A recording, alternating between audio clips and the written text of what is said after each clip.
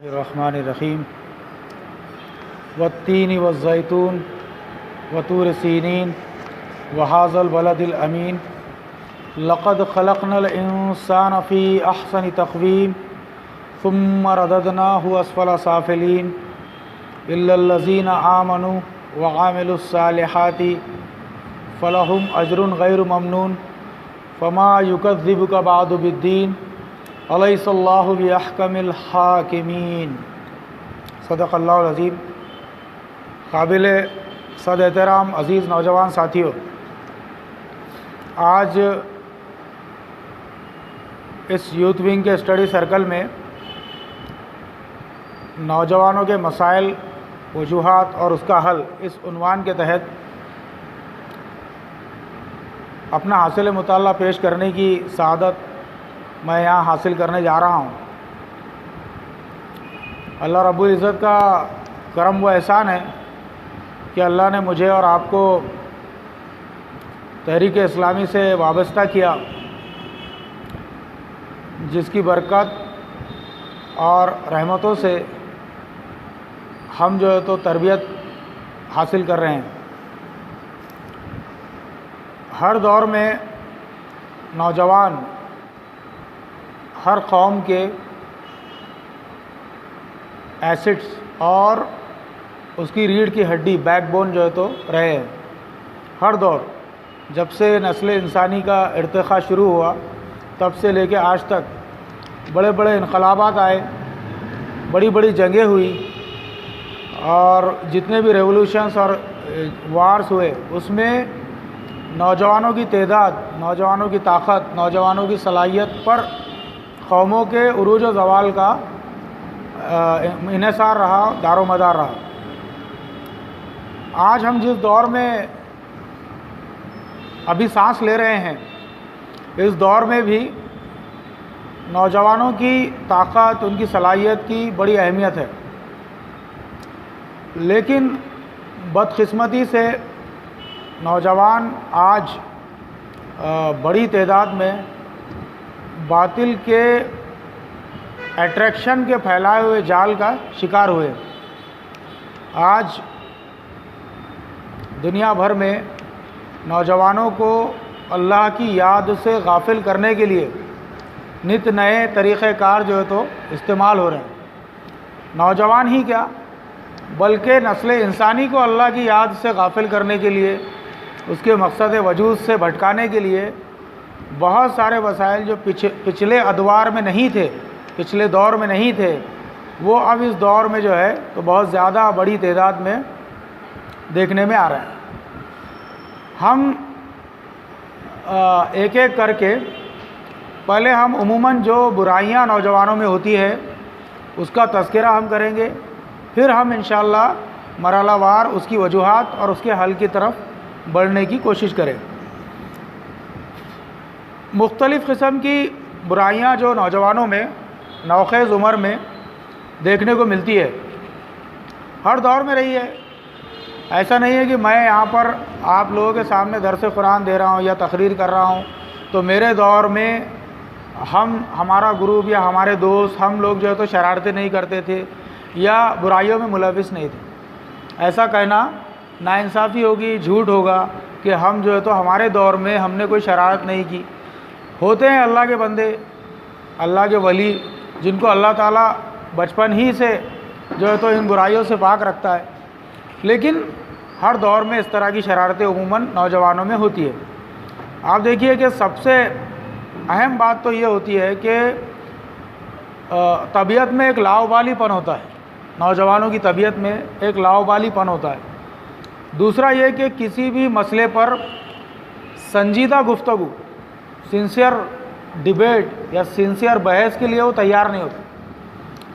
आप चूँकि तहरीक इस्लामी से वाबस्ता है, यूथ विंग से वाबस्ता है, आप भी इसका तजुर्बा करते होंगे कि कभी किसी मौके से आप उसको इस्तक़बाल रमज़ान के मौके से या ब्लड डोनेशन के मौके से या खिदमत खल्क़ के किसी उन्वान से आप अगर किसी नौजवान से गुफ्तगू कर रहे हो जो किसी तहरीक से वाबस्ता नहीं है, तो वो पहले तो आपको बहुत उसके जो फेस एक्सप्रेशन रहेंगे, उसकी जो गुफ्तगू का अंदाज़ रहेगा, जो आपको वेटेज देने वाला मामला रहेगा, आप खुद महसूस करोगे कि उस संजीदा नहीं।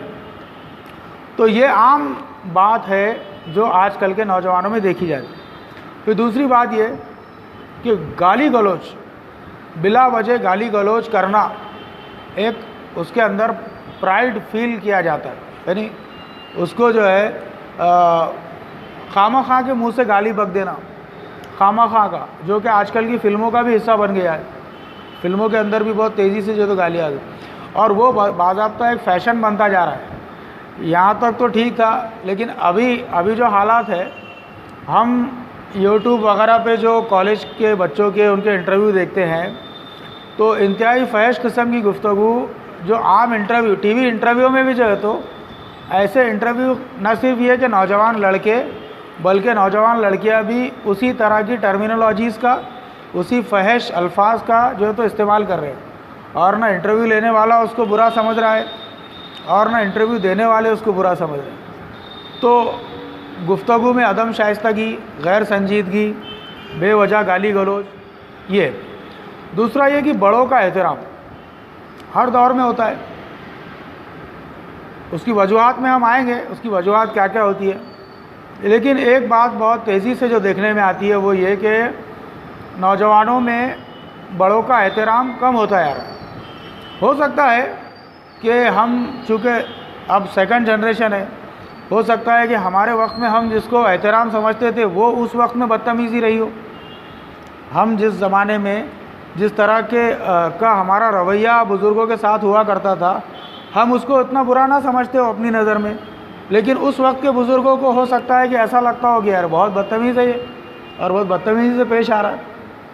बहरहाल हर नेक्स्ट जनरेशन का जो एटीट्यूड और उसका जो रवैया होता है, तो वो पिछली जनरेशन को हो सकता है कि वो ये भी हो कि वाकई में वो उसके अंदर तेज़ी हो, या फिर पिछली जनरेशन को ऐसा महसूस होता हो कि यार साहब ये बहुत ज़्यादा आजकल के बच्चे वो है, हमारे ज़माने में ऐसा नहीं था। अक्सर बेशतर आपने सुना होगा कि यार हम भी थे जवान, हमने कभी करेगा ऐसा, लेकिन उस ज़माने में उसकी सिवियरिटी आपको महसूस नहीं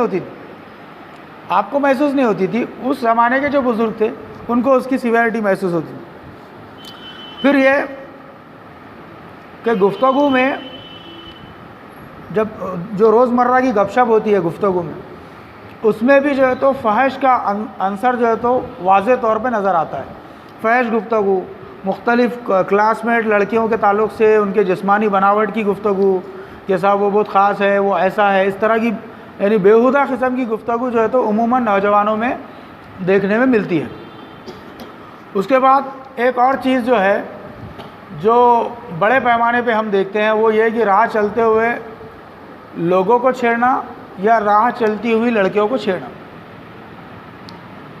और या तो कोई मजनून है, कोई दिमागी तौर पे कोई माजूर है और वो गालियाँ देता है, उसको छेड़ने पर वो गालियाँ देता है, उसको छेड़ने पर वो बुरा फहश बकता है। तो ऐसी चीज़ों से भी आपने गौर किया होगा कि कुछ नौजवान महसूस होते हैं, उनको मज़ा आता है कि साहब इसको छेड़ दो और फिर ये बुरी गालियाँ देगा, तो उसमें उनको मज़ा आता है। फिर मुख्तलिफ़ हमारी बहनें जाती हैं, मुख्तलिफ़ बच्चियाँ मिल्लत की या गैर मुस्लिम बच्चियाँ रास्ते से गुज़रती है, तो उनके गुज़रते वक्त जो है तो भद्दे कमेंट्स जो पास किए जाते हैं, उसको ईव टीजिंग कहते हैं, ज़बान के ज़रिए से बुरे अल्फाज का इस्तेमाल करना, ये इस तरह की चीज़ भी नौजवानों में उमूमन आम होती है।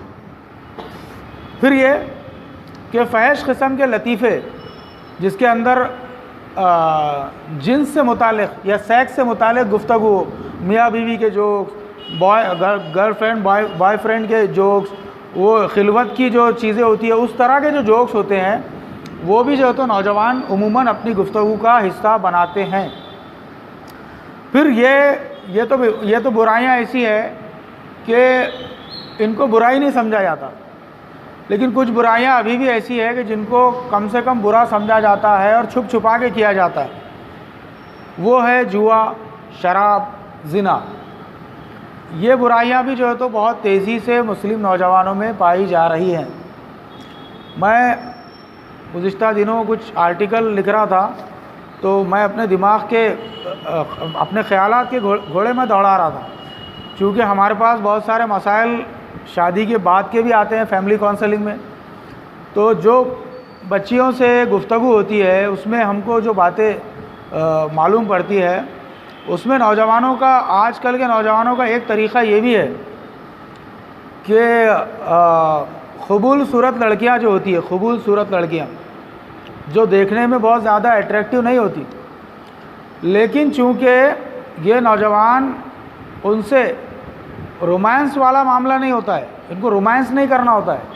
एक तो ये होता है कि आदमी एक हसीना को, एक ख़ातून को देखे, उसकी खूबसूरती पे निछावर हो जाए और फिर उससे निकाह तक के ख्वाब बुनने लगे। एक नौजवान ये होता है जिसको हम ये कहेंगे कि साहब ये पाक मोहब्बत जो होता है कि साहब ये बहुत ज़्यादा इनका पवित्र प्रेम है, और इस तरह की जो नौजवान होते हैं। दूसरा नौजवान वो होता है जो हवस से भरपूर होता है, उसको लड़की की सूरत शक्ल से कोई मतलब नहीं होता, और उसका टारगेट ऐन उसकी अस्मत और उसकी इज़्ज़त को तार तार करना होता है।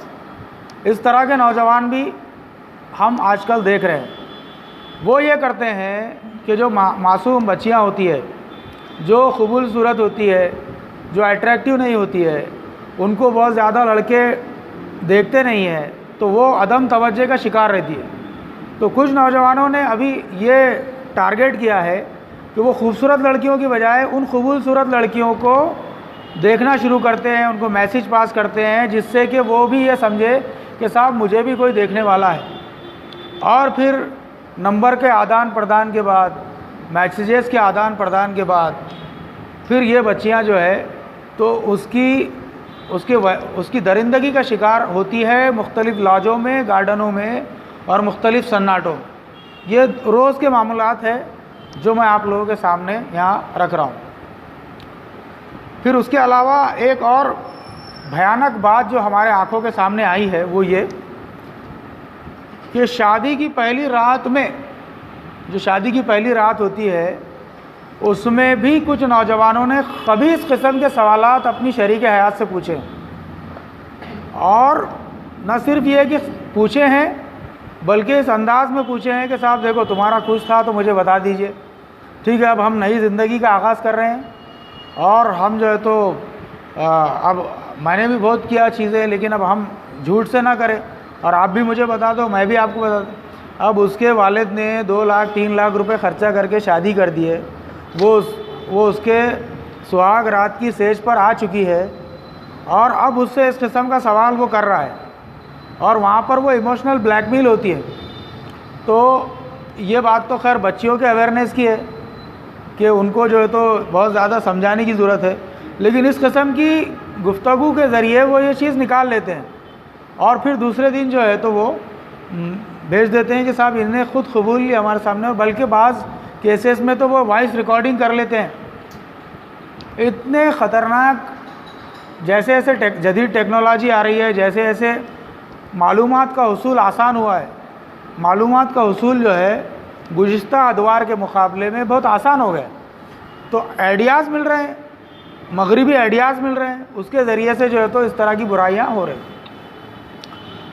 अब इन बुराइयों के असबाब की तरफ हम चलते हैं। ये बुराइयां हैं, हमारा मकसद ये भी नहीं है कि इतनी सारी ढेर सारी बुराइयां हम आपके सामने बयान कर दें और आपको नाउम्मीदी और मायूसी का शिकार कर दें, बल्कि उसके कुछ असबाब है जिनका सद्देबाब हमको करना ज़रूरी है, जिन असबाब को ख़त्म करने की हमको ज़रूरत है, उन वजूहात को ख़त्म कर देने की हमें ज़रूरत है। सबसे पहली चीज़, जो नौजवान बुराई की तरफ राग़िब होता है तो उसमें मेजर पार्ट जो होता है, मेजर पार्ट, तो पहली बात तो ये होती है कि जैसे जैसे वो 12-13 साल की उम्र में जाता है तो उसके अंदर एक किस्म की जुस्तजू होती है, क्यूरियोसिटी जिसको बोलते हैं हम, उसमें एक जुस्तजू होती है कि चीज़ों को समझने की। वो उसका एक इब्तदाई दौर होता है, वो मुख्तलिफ़ चीज़ों में गौर व फिक्र करता है। उसको वो जब ऐड देखता है, वो जब एक फ़िल्म देखता है टीवी पे, तो उस ज़माने में तो ये होता था कि साहब हीरो हीरोइन जो है तो एक जगह जमा हुए, और बाद में उस ज़माने की कुछ चीज़ें थी, अखलाक़ी क़दरें इतनी पामाल नहीं हुई थी तो डायरेक्टर कम से कम ये लिहाज रखता था कि 2 फूलों को मिला देता था कैमरे में, 2 फूल होते थे गुलाब के और वो मिला देते थे। लेकिन आज के टीवी स्क्रीन पे आपको वो फूलों के मिलने का मंजर कहीं भी नहीं मिलेगा, बल्कि रास्त आपको वो बिल्कुल बोसो किनार करते हुए और फैश किस्म की हरकत करते हुए वो।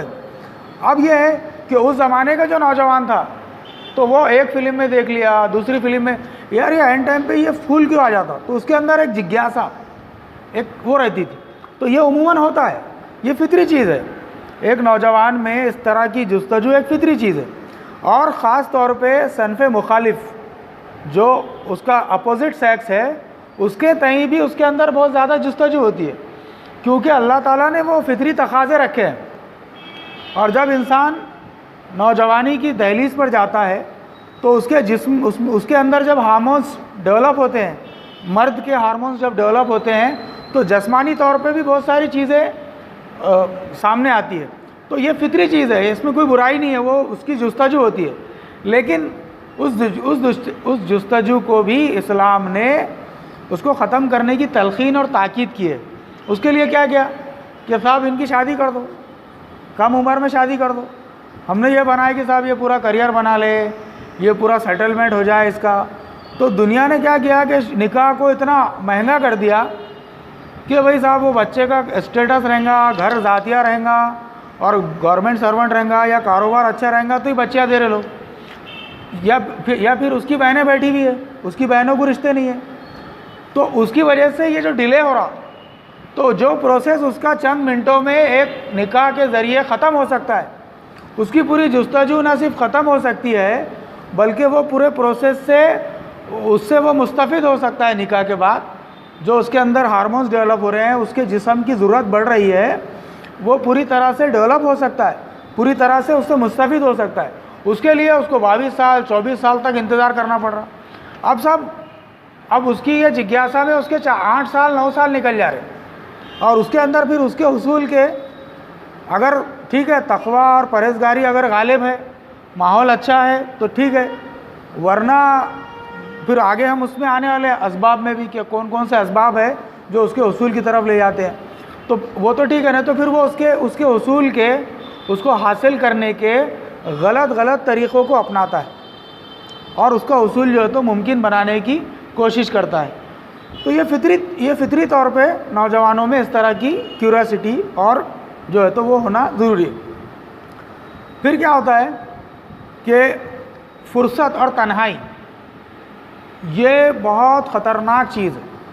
कोई भी नौजवान अगर वो स्टूडेंट है तो वो तालीम में अपना दिल लगाए, अगर उसने तालीम छोड़ दी है तो फिर कारोबार में उसको मसरूफ़ हो जाना चाहिए, क्योंकि जितनी देर वो तन्हा रहेगा, जितनी देर वो खाली रहेगा, कोई काम नहीं करेगा, दुकान पे बिज़ी नहीं रहेगा, अपने मुलाजिमत में बिज़ी नहीं रहेगा, जब तक काम का लोड उसके दिमाग पे नहीं रहेगा और उसका दिमाग खाली रहेगा तो फिर उसके दिमाग में उसी तरह की चीज़ें गश्त करती रहेगी।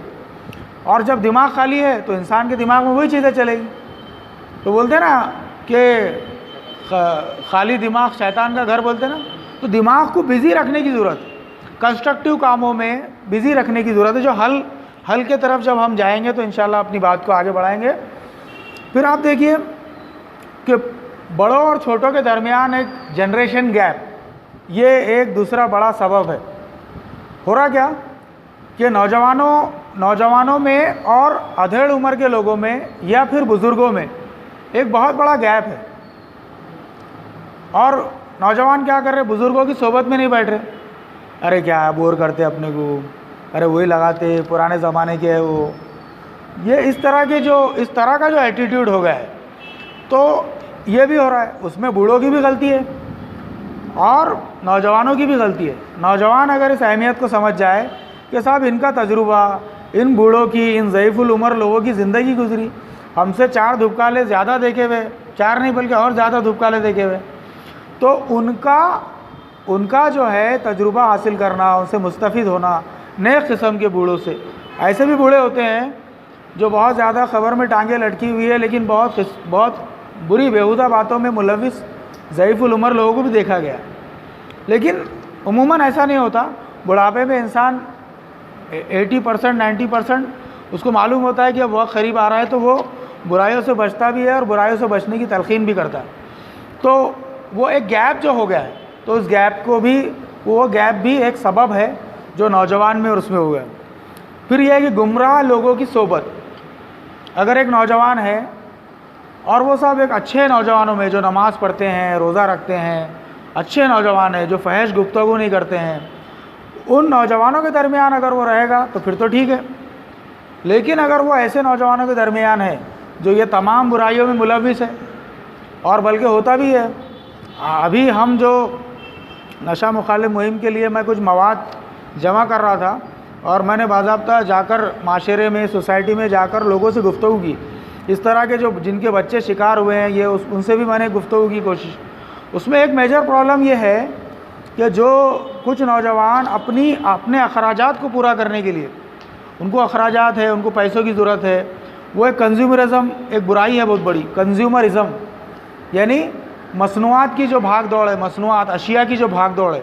आज क्या हुआ कि दुनिया में इश्तिहार की दुनिया हो गई, इश्तिहार की, उसकी साड़ी मेरी साड़ी से सफ़ेद कैसे। अब अगर सर्फ एक्सल बेचना है तो ये स्लोगन देना पड़ेगा, यानी ये एक ख़ातून में ये क्रिएट करना पड़ेगा। फिर यह है कि भाई शर्मा साहब नया घर, नई गाड़ी, नई बीवी, बढ़िया है। एशियन पेंट्स का कलर है, एशियन पेंट्स कलर है घर को मारने का, लेकिन उसको चूँकि बेचना है वो पेंट, तो वो उसके अंदर वो कंज्यूमरिज़म के जज्बात को उभारने के लिए इस तरह के। तो हुआ क्या इस इश्तिहारबाजी के उसमें कि आज इंसान के पास एक बेसिक फ़ोन है जिससे इनकमिंग आउटगोइंग हो जाता है, तो उसके अंदर ये कि साहब ने बेसिक नहीं होना, मेरे को तो मल्टीमीडिया होना। मल्टीमीडिया है तो फिर उसके बाद उसमें और एप्लीकेशंस काय में आते, स्मार्टफोन में आते, तो स्मार्टफोन होना, स्मार्टफोन है तो टैब होना, यानी उसकी ख्वाहिशात कभी ख़त्म नहीं होने वाली है। आज अगर वो फॉर्मल ड्रेसिंग करता है तो उसका दिल बोलता नहीं साहब कैजुअल करूँगा। अगर कोई फिल्म हो गई साहब, हाँ रॉडी की पैंट चल रही भाई, रॉडी की पैंट, अब रॉडी में मरून होना मेरे को, इसमें जो है तो रिंकल फ्री होना, और फिर वो शॉर्ट होना, फिर इसमें स्किन टाइट होना, ये सब कंज्यूमरिज्म की तरफ जो है तो ले आने वाली चीज़ है। जबकि एक बात याद रखिए, आपको अगर मुकाम बनाना है माशरे में, तो आपका ना लिबास, आपका पहनावा, आपका किसी काम का नहीं। अगर आपको ये लगता है कि लोग आपकी अदम मौजूदगी में आपकी कमी को महसूस करेंगे, साहब आसिफ जौहरी यहाँ रहना था यार, बहुत अच्छा रहता, सलमान सिद्दीकी यहाँ रहना था यार, तौसीफ़ ने अपने पास रहना था यार, तो ये उनके कपड़ों की वजह से नहीं, ये उनके पहनावे की वजह से नहीं, बल्कि क्यों कि साहब ये मिलनसार नौजवान है, ये अपनी गुफ्तगू को सुनता है, इसके अखलाक अच्छे हैं, ये दूसरों के दुख दर्द में शरीक होता है, तो इसलिए आसिफ जौहरी ने यहाँ रहना चाहिए, इसलिए सलमान ने यहाँ रहना चाहिए, इसलिए तौसीफ़ ने, क्योंकि वो उसके कपड़ों को नहीं देख रहे, उसके कपड़े लत्ते, उसके पहनावे को नहीं देख। तो जो ये इमेज आप जब क्रिएट करते हैं तो फिर आपके लिबास को कोई नहीं देखता। आप लुंगी बनियान में खड़े हो जाए जी कहीं पर, आपके इज़्ज़त और एहतराम में एक लम्हे की आपकी कमी नहीं आएगी।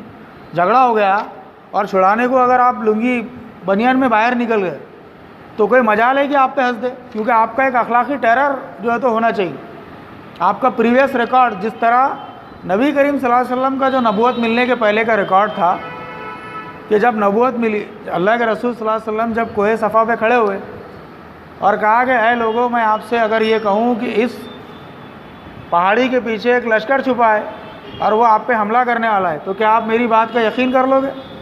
सब ने बोले कि नहीं मोहम्मद, आप जो है तो सादिक है, सच्चे हैं, अमीन है, अमानतों के रखने वाले हैं, ये कहा। फिर हमारी माँ डेफिनेशन तो थी नहीं अल्लाह के रसूल के पास, फरिश्ते कैसे दिखते, क्या दिखते, तो जो भी जिस भी शक्ल में आए होंगे जिब्राइल अलैहिस्सलाम, वो पेश किया हज़रत खतजतुल कुबरा हमारी माँ के सामने। तो उन्होंने भी क्या कहा कि आपको अल्लाह कभी ज़ाया नहीं करेगा, क्योंकि आप यतीमों की खबरगिरी करते हो, बेवाओं का ख्याल रखते हो। तो ये रिकॉर्ड आपका माशरे में होना चाहिए। ये रिकॉर्ड जब आपका माशरे में होता है तो फिर आपके रेबैन के गॉगल, आपके जो है तो एडिडास के जूते, आपके नाइकी की टी शर्ट को कोई नहीं देखता, बल्कि आपका वजूद, आपका कैरेक्टर जो है तो वो जो है तो उनके लिए बहुत ज़्यादा इम्पॉर्टेंट होता है। फिर देखिए कि असबाब की तरफ हम बढ़ते हैं, गुमराह लोगों की सोबत। तो वो क्या करते हैं, मैं जो बता रहा था कि रिसर्च हमने की है, वो इस तरह के गुड्स ख़रीदने के लिए, गुड्स अशिया को कहते हैं, गुड्स ख़रीदने के लिए अच्छे घर के जो बच्चे हैं, भाई इसके अब्बा गवर्नमेंट सर्वेंट है, इसकी वालदा टीचर है, तो उसको क्या करते, पहले सिगरेट की आदत लगाते, उसको जो है तो थीनर की आदत लगाते, उसको जो है तो जो नए नए किस्म के नशे निकले उसकी आदत लगाते, क्योंकि अगर ये आदी हो गया तो इसकी नीड बन जाती है और फिर ये घर में से पैसे चुरा के ला सकता है। और फिर क्या ज़रूरी है कि एक पैकेट के लाए हो, भाई पर्स में तो ज़्यादा रहते, तो जब 100 आएंगे तो 70 का पैकेट आएगा, 30 रुपये का दूसरा काम होगा ना। तो ये इस तरह भी नौजवान जो है तो जो गंदी सोबत, यानी जिसको बोलते हैं ना ख़राब सोबत, गुमराह किस्म के नौजवानों की सोबत भी नौजवानों की बुराई का एक सबब बनती है। फिर घर का माहौल, वालिद वालिदैन का रवैया। अब घर में अगर इस्लाम नहीं है, वालिदा भी जो है तो देख रहे हैं टीवी, गाने देख रहे हैं, वालिद भी जो है तो पूरी फैमिली साथ में बैठ के देख रही है, या फिर वालिद का जुल्म हो रहा है वालदा पे, गाली दे रहे, वालदा का कोई ख्याल नहीं रख रहे, फिर वालिद के जाने के बाद वालदा भी फ़ोन कर रहे हैं मम्मी को, वालदा को कि साहब देखो ऐसा करा, डंगरे ने वैसा करा, इस तरह के अल्फाज इस्तेमाल होते हैं। हमारे पास केस आते हैं बाज़ाब्ता जिसमें मर्दों ने रिकॉर्डिंग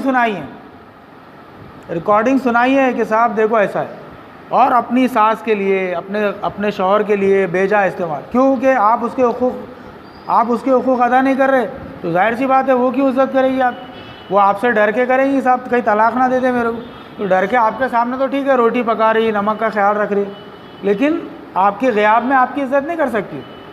तो ये फिर वालिदैन का रवैया, घर का माहौल, बहनें जो है तो बाज़ औक़ात क्या होता, घर की बहनें बड़ी रहती, नौजवान छोटे रहते, चलती नहीं घर में। अच्छा, बाज़ औक़ात ये होता कि बहनें सेल्फ़ एम्प्लॉयड रहती, कमाती धमाती, बेटा रिकामा रहता, पढ़ा लिखा नहीं, ध्यान नहीं दिया, अब उसकी सुनेंगे माँ बाप के, बहनों की सुनेंगे जो लाके तनख्वाह रख रहे आदमी। यानी ये समाज के वो मसाइल है जो रोज़मर्रा की ज़िंदगी में केसेस को हल करते वक्त आते सामने। अब उसने साफ देख रहा कि बड़ी बहन जो है तो बाहर निकल रही है ड्यूटी के बाद, एक नौजवान के साथ जा रही है पीछे बैठ के, क्या करेंगे, बड़ी भी है अपने से उम्र में और घर का काम वो कर रही है, अब्बा पड़े हुए पलंग पे। इतने मसाइल है कि ये सब फिर बुराइयों की तरफ जाए। उन्हें बोलता ठीक है, अब उसको अगर उस टाइम पे कोई दीनदार शख्स, सही काउंसलिंग वाला अगर नहीं मिला तो ठीक है, नहीं तो वो समझता कि ठीक है भाई अब्बा भी बिगड़े हुए, अम्मा भी बिगड़े हुए, बहन भी बिगड़ी हुई, मैं काहे को सुधरे हुआ रहूँ। उन्हें भी जाता फिर अपनी जिनसी तस्कीन की तरफ, अपने मुख्तलिफ ज़रियों से अपने शौक़ पूरा करने की तरफ वो बढ़ता है। फिर यह है कि मनफी किताबों का मुताला और इंटरनेट का गलत इस्तेमाल।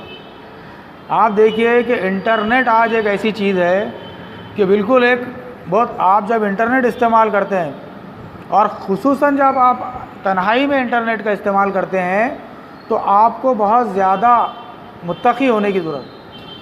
आपके चाहते हुए नहीं चाहते हुए बाज़ औक़ात एड्स ऐसे आ जाते हैं कुछ साइट्स पे, उसका भी तरीक़ा है, एड ब्लॉकर बोल के एक आता है सॉफ्टवेयर, डालना चाहिए, या फिर आपका एंटीवायरस जो होता है उसमें वो सेटिंग होती है ताकि वो इस तरह के इश्तिहार जो है, कोई भी इश्तिहार नहीं आता, हर इश्तिहार को वो ब्लॉक कर देता है, तो उसका करना चाहिए। फिर सेफ़ सर्च, आप जब सर्च करें कोई चीज़ तो गूगल में एक ऑप्शन होता है सेफ़ सर्च का, क्योंकि कुछ अल्फाज ऐसे होते हैं जो अच्छे वर्ड के लिए, लेकिन सिमिलरली वो किसी ख़राब वर्ड के लिए भी इस्तेमाल हो रहे हैं, तो फिर वो सर्च रिज़ल्ट में वो चीज़ें भी आ जाती।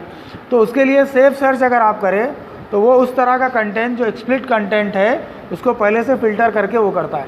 तो ये काम हमको करना चाहिए, अल्लाह ताला हमको उससे बचाए। लेकिन ये जो है इस कदर बुराई है कि फिर एक बार इसके दलदल में इंसान जाता है और जब उसका आदी हो जाता है तो फिर उसमें बेपनाह जो है तो कमज़ोरियाँ आती हैं। आदी होने के बाद फिर वो जिनसी तस्कीन, क्योंकि वो स्क्रीन पे देख रहा है, स्क्रीन पे देखने के बाद उसके अंदर एक जिस्म में एक जज्बाती हेजान बर्पा होता है, और अगर उसकी तस्कीन का ज़रिया उसके पास नहीं है अवेलेबल तो फिर वो गलत तरीक़े इस्तेमाल करता है, गलत जगहों पर जाता है और गुनाह का इर्तिकाब कर बैठता है, शदीद तरीन गुनाहों का इर्तिकाब करता है, और फिर उन गुनाहों की पादाश में मुख्तलिफ़ बीमारियों का भी शिकार वो होता है। फिर ये कि लिटरेचर है या फिर आप पढ़ रहे हैं किताब पढ़ रहे हैं, आप रोमांटिक किताबें पढ़ रहे हैं और जो मुख्तलिफ़ किस्म का फहश लिटरेचर जो आज इंटरनेट पे अवेलेबल है। एक ज़माना था जब रेलवे स्टेशन पे उस पर ये चीज़ें बहुत चोरी से नौजवान ख़रीदा करते थे, लेकिन आज तो आपकी फिंगर टिप पे आ गया, वो फिंगर टिप पे आ गया, बहुत आसान हो गया उसका वसूल। तो अब बहुत ज़्यादा ज़रूरत है कि इसके सिलसिले में जो तहरीक इस्लामी के नौजवान हो वो पूरी तरह गौर व फिक्र करे कि साहब इसको कहाँ कहाँ से हमारे भाई को शैतान ने घेरा है, किस किस तरह घेरा है। तो उन तमाम दरवाज़ों को बंद करने के लिए आपको तैयार होने की ज़रूरत है। फिर यह कि इस्लाम का गलत तस्वुर, इस्लाम का एक गलत तस्वुर उसके जहन में कि साहब ठीक है, हम दुनिया में आए तो जिस तरह गैर मुस्लिम जो है तो जतरा को जाते हैं, हम हज को जाते हैं, जिस तरह गैर मुस्लिम जो है तो मंदिर में जाते हैं, हम नमाज़ पढ़ लेते हैं, जिस तरह वो उपवास रखते हैं हम भी जो है तो वो रख लेते हैं, जिस तरह वो जो है तो गणपति बिठाते हैं तो हमारी भी सवारियाँ बढ़ जाती है, जिस तरह वो जो है तो जतरा भराते हैं हमारे उर्स हो जाते हैं। इस तरह के जो गलत तस्वुरात है इस्लाम के ताल्लुक़ से, एक तो ये कि अरकान इस्लाम के अरकान का गलत तस्वुर कि उसके असल मकसद, उन अरकान की अदायगी के असल मकसद से अदम वाक़फ़ियत, यानी नमाज का एक मकसद है कि इन्ना सलाता तनहा अनिल फ़ाहिशा वल मुनकर। अगर इंसान नमाज को उसके पूरे हक़ के साथ, उसके मानी व मतालिब के साथ अगर समझे, उसको पढ़े, तो फिर वो फ़हश की तरफ, मुनकर की तरफ नहीं जाएगा। रोज़े है लअल्लकुम तत्तक़ून, अभी हमारे भाई ने वही आयतें पढ़ के सुनाई सूरह बकरा की, उसके आगे की है वो शहर रमज़ान अल-लज़ी, वो सूरह बकरा की। तो ये जो है उसमें भी उसका मकसद बताया है ताकि तुम में तक़वे की सिफत पैदा हो।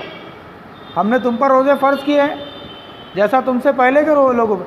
हर इबादत का अल्लाह क़ुरबानी है, क़ुरबानी का मकसद ये है कि सैयदना इब्राहीम अलैहिस्सलाम और सैयदना इस्माईल अलैहिस्सलाम की जो सिफ़ात थी वो ये कि अल्लाह के हुक्म पर अपनी गर्दन पेश कर देने की सिफ़त इस्माईल अलैहिस्सलाम की, और अल्लाह के हुक्म पर अपने बेटे को ज़ुबा करने की इब्राहीम अलैहिस्सलाम की सिफ़त हमारे अंदर पैदा होना चाहिए। ना ये कि आप 1 लाख का बकरा और 10 लाख के बकरे की होड़ में लग जाए और नुमाइश करते हुए। तो ये तसव्वुर अगर हम उसके अंदर करें, बेदार करें, तो उसको समझ में आएगा कि साहब इस्लाम एक बामकसद दीन है। ऐसा नहीं है कि आप मुसलमान के घर में पैदा हो गए करके मुसलमान हैं, बल्कि आपको जानबूझकर इस्लाम कबूल करना पड़ेगा। ठीक है, अगर मैं आदिल मदनी हामिद हुसैन के घर में पैदा हुआ तो मुझको जानबूझकर इस्लाम कबूल करना पड़ेगा। मुझको ये समझना पड़ेगा कि मैं सही, मेरा को अल्लाह का शुक्र है कि मैं अल्लाह के इस्लाम सही दीन में पैदा हुआ, और उसके बाद मुझको जानबूझकर इस्लाम कबूल करना पड़ेगा कि अल्लाह एक है, मोहम्मद सल्लल्लाहु अलैहि वसल्लम उसके रसूल है, मरने के बाद मैं उठाया जाने वाला हूँ, 2 फरिश्ते मेरे गुनाहों को लिख रहे हैं, बुराइयों और भलाइयों को, ख़बर में मेरे साथ हिसाब होने वाला है, आखिरत में मैं उठाया जाने वाला। ये सब ईमान जो है तो जानबूझ के इस्लाम को कबूल करना इसी को कहते हैं। और जब ये ख़याल, ये एहसास आपके पास रहेगा तो इसको कहते हैं जानबूझकर इस्लाम को कबूल करना। फिर आइए इसके हम हल की तरफ जाते हैं। हमने पहले क्या किया, बुराइयां बयान की, असबाब बयान किए, अब इसका हल। कितना टाइम है अपने पास? बहुत जल्दी से हम इंशाअल्लाह अज़ीज़ कोशिश करते हैं कि इसके हल क्या है। देखिए, आप जो नौजवान जिस तहरीक से वाबस्ता है, यूथ विंग से आप लोग वाबस्ता है, तो सबसे बड़ी ज़िम्मेदारी है, क्योंकि अल्लाह ताला ने आपको एक मनसब दिया और आपको ये शऊर दिया कि आप एक इस्लामी इज्तिमाइयत से वाबस्ता हुए, तो आपकी ज़िम्मेदारी आम लोगों के मुकाबले में बहुत ज़्यादा बढ़ जाती, बहुत ज़्यादा बढ़ जाती। फिर ये कि जब आप एक काम कर रहे हैं, जब आपने एक काम का बेड़ा उठाया है, तो आप में वही सिफ़ात होनी चाहिए जिन चीज़ों से आप लोगों को रोक रहे हैं। अगर आप लोगों को कह रहे हैं कि साहब फाशी और उरियानियत से बचो, तो आप उससे बचे हुए होने चाहिए, जब भी आप में डेयरिंग होगी, वरना आपकी हिम्मत नहीं होगी, आपकी हिम्मत नहीं होगी बोलने की। आप अगर ज़िना से बचे हुए हैं तो ही आप लोगों को ज़िना से रोक सकेंगे, आप अगर सूद से बचे हुए हैं तो ही आप लोगों को सूद से रोक सकेंगे। इस तरह जितनी भी बुराइयों से आप बचे हुए हैं तो ही आप उसको रोक सकेंगे, और आप रोकने के अलावा आपके बोलने का असर भी लोगों पे होगा। वरना क्या है, सुन रहे हैं, तकरीरें तो बहुत हो रही हैं, बयानात तो बहुत हो रहे हैं, लेकिन क्या है, मिल्लत पहले के मुकाबले में कितने बयानात हो रहे, बड़ी बड़ी तकरीरें हो रही हैं, माइक पे थूक उड़ा उड़ा के हो रही हैं और दाढ़ियाँ फड़फड़ा रही है और हो रही है तकरीर जज्बाती अंदाज में। लेकिन क्या उसका असर हो रहा है? बहुत कम हो रहा है असर, ऐसा भी नहीं है, लेकिन उसका जो तनासुब है, एवरेज जो है, ऑन एवरेज वो बहुत ज़्यादा नहीं है जितना कि होना चाहिए। पहले के मुकाबले में उतना नहीं है। तो क्यों है? क्योंकि उसको असरअंदाज होना पड़े। एक आलिम दीन है, अगर वो लोगों को रोक रहा है तो उसके घर का माहौल वैसा होना चाहिए, उसकी अपनी ज़िंदगी वैसी होनी चाहिए। या एक नौजवान है जिसने इस्लामी इज्तिमाइयत से अपने आप को वाबस्ता किया है, तो उसका चाल चलन, उसके अखलाक, उसके बोलने का तरीक़ा, उसकी सरगर्मियाँ, उसकी दिनचर्या, उसकी जो दिनचर्या है, दिनचर्या समझते हैं आप? उसका उठना बैठना, सोना जागना, ये सब चीज़ों पे लोग गौर करते हैं। आपके एक जब आप अम्र बिल मारूफ और नही अनिल मुनकर के फरीज़े पे आप जाते हैं, ठीक है, आप अगर टुकार है एक नंबर के, कोई पूछेगा नहीं आपको, कोई आपको रोकेगा भी नहीं, कोई बोलेगा भी नहीं। लेकिन आपने ख़ुद ये महसूस किया होगा कभी ना कभी अपनी ज़िंदगी में, जब से आप इस्लामी इज्तिमाइयत से वाबस्ता हुए हैं, जैसे ही आप किसी जमात से जुड़ते हैं, सिर्फ जमात की बात नहीं कर रहा, अगर कोई नौजवान तबलीग जमात से भी जुड़ता है और लोगों को नमाज की तरफ बुलाता हो, तो लोग बोलते हैं यार देखो तुम फिर आप कर रहे ना, तो तुमने ये करे, तुमने फ़ला चीज़ करे। जमात से जुड़ा, यूथ विंग से जुड़ा और वो लोगों को बुला रहा, तो फिर हमारे को लोग क्या करते हैं कि बोलते हैं कि साहब फिर ये तुम्हारा लिबास देखो, तुम्हारी दाढ़ी देखो, बोलते हैं लोग। और ये जब भी आप इस मैदान में उतरेंगे तो आपको लोग बोलेंगे, और जब लोग आपको बोलेंगे तो इसका मतलब है आप मुतहर्रिक हैं। आपको अगर पलटा के जवाब नहीं मिल रहा और लोग बोले नहीं भाई ये नौजवान बहुत अच्छा है, किसके लेने देने में नहीं है, तो इसका मतलब किसी काम के नहीं आप। अगर लोग आपके बारे में ये कहे कि यार ये नौजवान, एक तो वो नौजवान है जो इंतहाई किस्म का बदमाश है, जो रात में कैरम बोर्ड में जाता तो 4 बजे आता, सुबह जो है तो फजर उसकी गायब रहती, और जो है तो फिर वो दोपहर में उठता, बार बनाता घस के, फिर उसके बाद जो है तो अपने दोस्तों में बैठता, शाम में 4 बजे अजंता होटल में या रफ़ीक होटल में समता नगर में है तो, या बुड्डी लैन में है तो रॉयल होटल में बैठ के चाय पीता, और फिर 2-3 बातें होती, आधा घंटा 1 घंटा, आज कौन सी लगी और IPL में क्या हुआ, रोहित शर्मा ने कितने मारा, इसको गोल्डन बूट किसको मिलने के चांसेस है, इस तरह की बातें होती है जिसको हम लग़वियात कहते हैं। ठीक है, स्पोर्ट्स का शौक़ होना चाहिए, स्पोर्ट्स देखना चाहिए, स्पोर्ट्स खेलना चाहिए, लेकिन उसको अपना मकसद नहीं बना सकते आप, उसको बिल्कुल 24 घंटे अपनी गुफ्तगू का उसका महाज नहीं बना सकते। ठीक है, थोड़ा बहुत नॉमिनल आप कर लिए तफरी के तौर पे, तो ये इस तरह कर लिए थे नौजवान।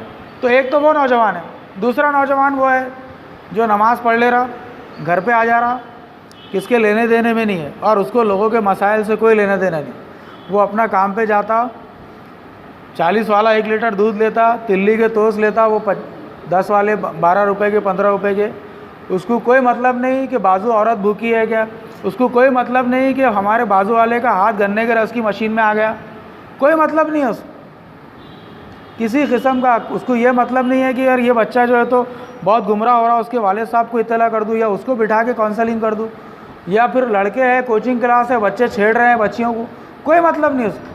तो ऐसे नौजवान के बारे में क्या बोलते कुछ लोग, अरे बहुत अच्छा बच्चा है भाई, किसके लेने देने में नहीं। तो हम ये समझते हैं कि वो नौजवान भी उतना ही गुनहगार है जितना वो है, क्योंकि उसको समाज की, माशरे की कोई फ़िक्र नहीं, और वो अपने मकसद से गाफिल है। तो ये 2 तरह के नौजवान आपको मिलेंगे। तो आपको इन दोनों तरह के नौजवानों पे जब काम करना है तो आपके अंदर वो आला तरीन सिफ़ात आपको पैदा करनी पड़ेगी और उन बुराइयों से बचना पड़ेगा।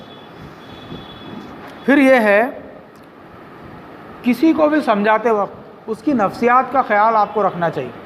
बहुत अहम पॉइंट है जिसकी तरफ हम जा रहे, हमने मेरे ख्याल से मैंने ज़्यादा टाइम उन चीज़ों पे ले लिया, और ये अब अहम है कि जब हम किसी को समझाएं, किसी की काउंसलिंग करें, तो हमारा लहजा हिकारत आमेज़ ना हो। हिकारत यानी क्या है यार, नमाज़ नहीं पढ़े तुमने, कोई तरीक़ा है यार, तुम नमाज़ तो पढ़ा करो यार, ये हिकारत वाला है। और हम ये करें कि यार भाई अपन नमाज़ पढ़ेंगे यार, अपन यार नमाज की पाबंदी शुरू करना है यार, अब देखो यार कैसा है, अल्लाह ताला अपने से हमसे काम ले ले, अल्लाह यार अपने से कितना यार नमाज छूट रही, देखो अपन दोनों शुरू करेंगे कल से, ये अंदाज़ आपका होना चाहिए। अपन यार अपन कोशिश करेंगे अपन नमाज, उसको कभी भी उसके ईगो को हर्ट ना करें आप, या फिर आपको उसको इज्तिमा में बुलाना है, अरे क्या यार, कितने बार बोला उसको, पम्फलेट देता मैं, कई बार दे रहा उसको, कभी ब्लड डोनेशन में नहीं आया, कभी यौम बदर में नहीं आया। क्या होता, हमको इरिटेट होते हम। अल्लाह के रसूल सल्लल्लाहु अलैहि वसल्लम एक एक शख्स के पास 72 मरतबा गए। तो हमारी कोशिश तो कुछ नहीं है। खुद मैं तकरीर कर रहा हूँ, मैं भी अभी तक जो है तो किसी के पास 5 बार से ज़्यादा नहीं गया हूँ, या 5 बार से ज़्यादा किसी एक फ़र्द को मैंने नहीं किया। तो हमको ये बहुत पित्ता मारी का काम है, किसी की को बुराइयों से रोकना, ये पित्ता मारी का काम है। बहुत वक्त देना पड़ता है, बहुत कुर्बानी देनी पड़ती है, बहुत झेलना पड़ता है, उसकी गुफ्तगू को झेलना पड़ता है। तो ये काम। फिर यह है कि इस्लाह एक मुसलसिल काम है। ऐसा नहीं होना कि एक बार बोल दिए तो वो 1 महीने के बाद जा रहे उसके पास, या कभी मिल गया, रास्ते में दिख गया तो जा रहे, रास्ते में दिख गया, और क्या भाई तुमको बोला मैंने, तुम आए नहीं, तुमको SMS करा मैंने, तुमको व्हाट्सअप भी करा मैंने, तुम आए नहीं। ऐसा नहीं, बल्कि जब आप उसके घर पे जाएंगे, आप उसके घर पे जाएंगे और घर पे जाकर उससे मुलाकात करेंगे। देखिए, मैं हमारे पेश रो जो ज़िम्मेदार थे यूथ विंग के, तो वो बेचारे, जब मैं यूथ विंग में नहीं था, मेरे घर पे आते थे और एक छोटी सी चिट्ठी बना के लाते थे कि आज स्टडी सर्कल। अल्लाह उनको अच्छा रखे, लईक भाई, हमारे मोहसिन भाई वगैरह। तो ये मेरे घर पे आते थे पाबंदी से, और हम जो है तो फिर उसके बाद आहिस्ता आहिस्ता हमारा रुझान जो है तो यूथ विंग की तरफ, जमात की तरफ जो है तो बढ़ा। तो ये आना, उनका हमारे घर पे आना, मेरे को महसूस होता था कि साहब इनको क्या ज़रूरत है, इतना वक्त दे रहे आके। असली मेरे घर पे नहीं आते थे, बल्कि उस वक्त के सब। तो वो चीज़ हमने सीखे उनसे, फिर हम पे जिम्मेदारी आई, फिर हमने भी क्या किया कि चिट्ठी बनाए और फिर लोगों के घरों पे गए। तो ये तरीक़ा जो है तो होना चाहिए, उसको एक अहमियत मालूम है कि साहब मेरे घर पे आकर इतनी देर बैठकर मेरे से इतने अच्छे अंदाज। फिर एक और अहम बात जो इसमें है, आगे मैंने लिखा हूँ कि सिर्फ ऐसा ना हो कि आप उसको हर बार जो है तो उसकी बुराई पे टोक रहे, उसके गुटखे पे टोक रहे, उसके कैरम बोर्ड खेलने पे टोक रहे, उसके जागने पे टोक रहे, उसके चबूतरे पे बैठने पे टोक रहे। ऐसा ना हो, बल्कि कभी कभी उसके मसाइल को भी देखें कि साहब तुम्हारी नौकरी का क्या हुआ, अब पेमेंट कितनी मिल रही है आपको, कितने घंटे काम ले रहे। अगर आपके जहन में यह है कि 8 घंटे के बाद इसको 5,000 मिल रहे, और आपके जहन में यह है कि इसको 6 घंटे में अगर आप 10,000 दिला सकते हैं, या पार्ट टाइम जॉब में इसको ज़्यादा आप पैसा दिला सकते हैं, तो आप उसको निशानदेही कीजिए और कहे कि साहब आपके जो टाइम बचेगा उसमें आप मुताला कर सकते, आप कुरान मजीद पढ़ सकते। तो उसके मसाइल भी देखना पड़ेंगे। फिर ये कि 6,000 में उसकी ज़रूरत पूरी होती क्या, अरे यार 6,000 में कैसा होगा आपका गुजारा, तो आप 8,000 की नौकरी देखिए। आप उसके वालिदैन की तबीयत पूछिए, उसकी बहन के रिश्ते हो रहे क्या नहीं पूछिए कि भाई साहब मैं कुछ मदद कर सकता क्या। तो ये इस तरह के उनके जो मसाइल हैं, उन मसाइल को भी आप बहुत अच्छे अंदाज में, बहुत अल्फाज़ों को ढाक कर, अल्फाज़ों को एक लिबास पहना कर गुफ्तगू करके हम उनसे उनके मसाइल पे भी गौर करें, तो उसको लगेगा कि साहब ये शख्स मेरे मसाइल पे भी करता है। सिर्फ ये पाकीज़ा मुत्तकी पारसा भर के नहीं फिरता, बल्कि इसको लोगों के मसाइल की भी वो है। चबूतरों पे जाकर उनसे मुलाकात करें, उनके साथ बैठे। ऐसा नहीं होना चाहिए कि आप जो है तो गाड़ी पे जा रहे हैं, चबूतरे पे बैठे वो, तो आप उनको देख रहे हैं, एकदम हिकारत भरी नज़रों से आप देख रहे हैं और चले जा रहे हैं, सलाम किए तो किए। बल्कि ये होना चाहिए कि ठीक है, आपका एक मुकाम है, हो सकता है आपका एक मुकाम है माशरे में, उसके बावजूद आपने उनको सलाम करना चाहिए। अरे वो सेमड़ा पोटा, उसको मैं सलाम करूँ? शैतान ये करता, सेमड़ा है वो, कूड़ा ठूकते बैठता, उसको मैं सलाम करूँ?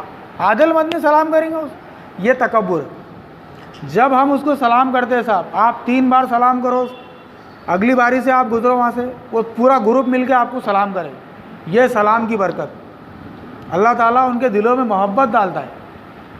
आप उसको गैरेज पे जाता हो, कम पढ़ा लिखा है, सलाम कीजिए उसको सलाम कीजिए, और भाई भाई कहकर मुखातिब कीजिए। छोटा भी है आपसे तो उसका नाम के आगे भाई लगाकर बात कीजिए। ये इस अंदाज़ में आपको जाना पड़ेगा, इस अंदाज़ में आपको काम करना पड़ेगा। जब लोग आपसे करीब आएंगे, जब लोग आपके मिशन को, आपके मकसद को समझेंगे। फिर ये कि एग्रेशन कभी भी ना हो आपकी गुफ्तगू में। होता क्या उमूमन, अच्छा फिर ये है, हम क्या करते हैं, खामखा का एक बंदा है जो किसी दूसरी इज्तिमायत से जुड़े हुआ है, अब आप खामखा का जाके उसको अपनी इज्तिमायत की दावत दे रहे कि साहब इसने अपनी जमात में आ जाना। अरे भाई, उसने एक जमात से जुड़े हुआ है, वो काम कर रहा है, उसको नहीं छेड़ना है हमको। वो अल्लाह का दीन का कहीं ना कहीं किसी प्लेटफार्म से काम कर रहा है। हमारे पास हज़ारों की तादाद में वो नौजवान मौजूद है जिनके पास कोई मिशन, कोई मकसद नहीं है। भाई किसी के पास अगर कोई महदूद मकसद भी है कि भाई वो लोगों को नमाज की तरफ बुला रहा है, वो लोगों को कम से कम नमाज, रोज़ा, तहारत के मसाइल की तरफ बुला रहा है, तो वो तहरीक इस्लामी का एक बोझ हल्का कर रहा है, हमारा एक बोझ हल्का कर रहा है। क्योंकि हम कितने लोगों को नमाज सिखाएंगे, कितनी इस्तेदाद है हमारी। तो ये बात भी हमेशा ध्यान में रखने की ज़रूरत है। हमारा काम कर रहा है, हमारा भाई है वो, तो उसको काम करने दीजिए, आप उसको काम करने दीजिए। उसके बाद जो नौजवान बचते हैं उनको बुलाए। कोई अगर है कोई जो हदीसों पे अमल करता है और अहले हदीस कहलाता है, तो हम उससे खामखा का बहस कर रहे। हम जो है तो उसके सलाम फेरने के उठ के चलेगा या हाथ बांध रहा या पैर फैला रहा, तो हम उससे बहस कर रहे। हाँ, तहरीक इस्लामी के नौजवानों को तो इस किस्म के फ़रोई मसाइल से हमारा कोई सरोकार नहीं होना चाहिए, हमारा सरोकार ही नहीं होना चाहिए। हम तो मकसद और मिशन की तरफ बुलाने वाले लोग हैं। हमको ये बताना है कि साहब ये बातिल निज़ाम है और इस निज़ाम का मुतबादिल हमको इंसानों को देना है, इस बातिल निज़ाम का मुतबादिल हमें देना है।